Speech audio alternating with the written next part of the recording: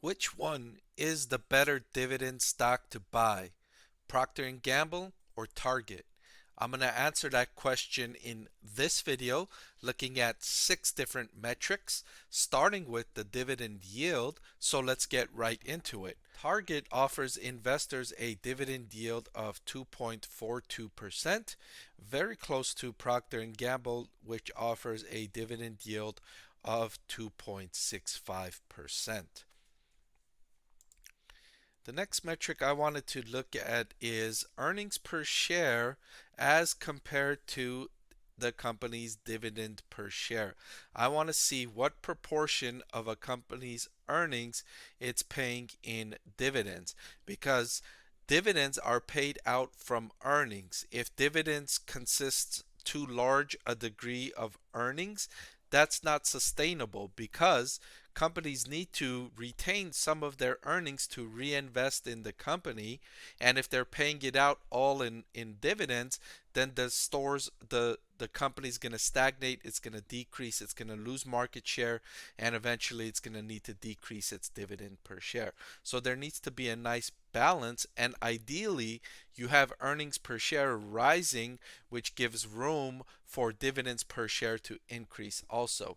So let's look at Target. Dividends per share over the trailing 12 months has been rising, ending at $3.78, and that's I would say a little over half of its trailing 12-month earnings per share of $7.30. But you could see over time, Target has done an excellent job increasing its earnings per share, of course, booming during the earlier stages of the pandemic when consumers had fewer places to spend their time and money.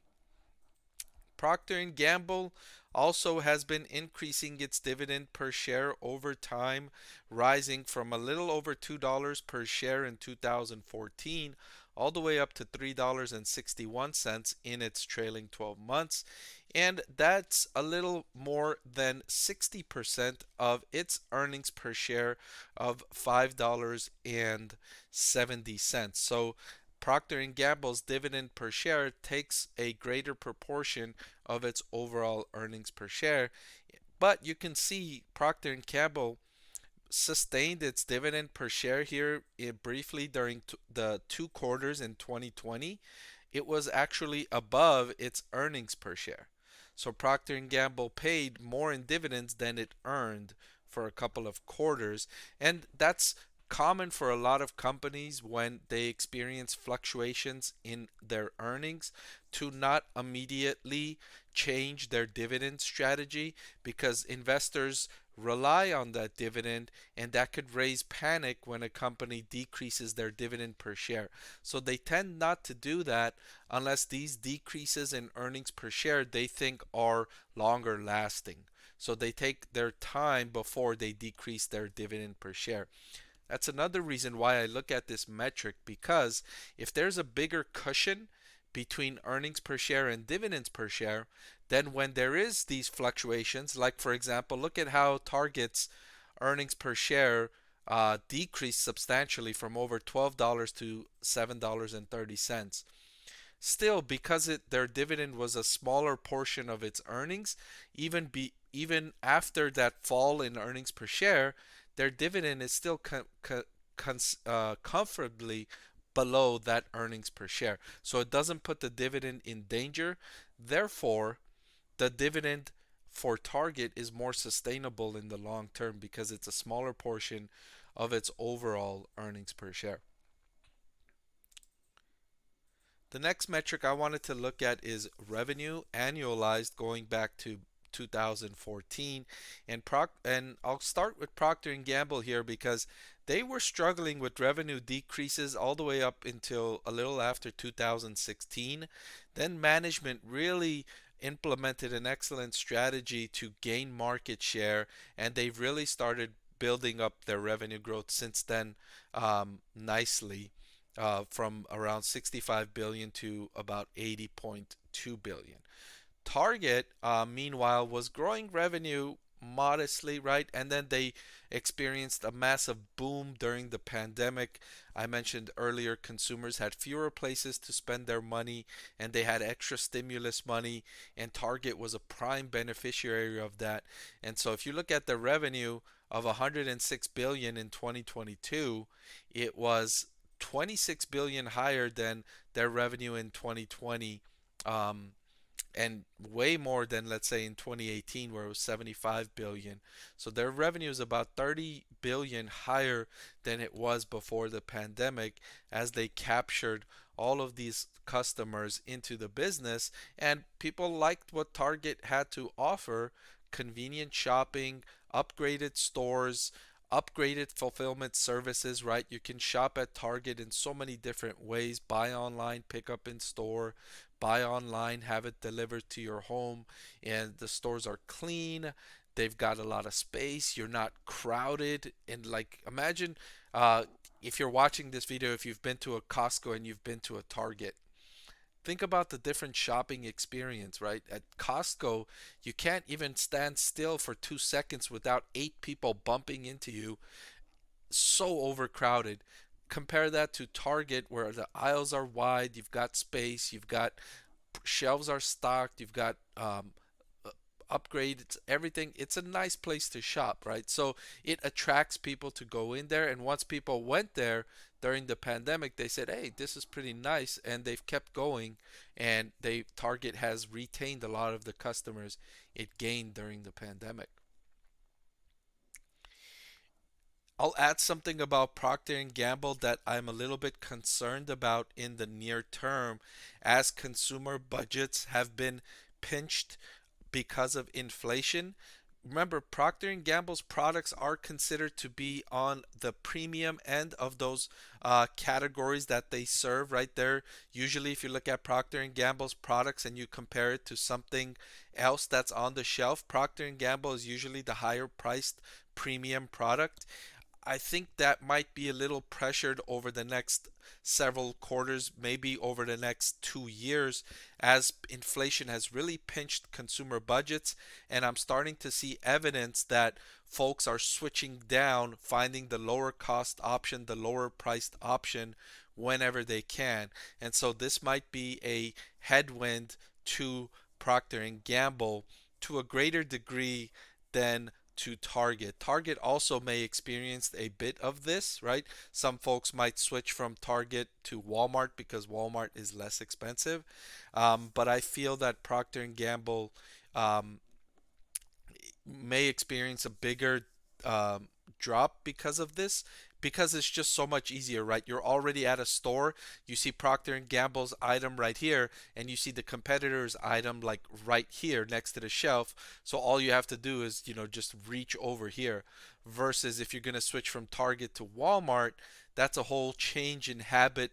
You may have been used to going to Target on your way home from work or on every Sunday or whatever your routine might be. That might be you might be a little slower to change that versus just reaching a little over here to go to the next item. Inventories have been an issue, and more so for Target than for Procter and Gamble. So I want to take a look here. Look at Target's inventory ending at 13.9 billion in 2022, and the most recent update, actually, this came down a little bit to 13.5 billion, but still way above where it was in 2020. And they're having to offer significant discounts to get rid of this inventory. Procter and Gamble, its inventory at 6.9 billion is higher, but not, roughly 20% higher than before the pandemic. So not as serious of a problem inventory wise for Procter and Gamble. Of course, inventories are a risk, because if a company has too much inventory that they need to get rid of, they need to slash prices, and that could affect profit margins, and that could affect earnings per share. So that's the reason why higher inventories is a risk.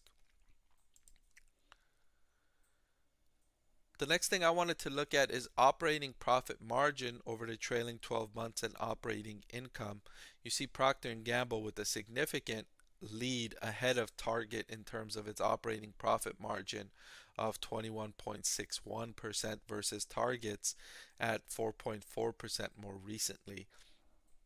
And also operating income overall 17.35 billion, more than roughly four times more than the 4.784 billion of Target. And that goes to the point I mentioned earlier. Procter & Gamble sells premium items that they're able to sell at higher profit margins, supported by advertising and continued connection with consumers that makes consumers want to stick with Procter & Gamble's products.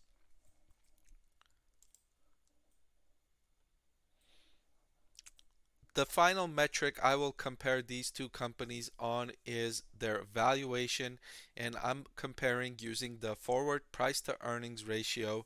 And looking at this ratio, Target is trading at a forward price to earnings of 18.47.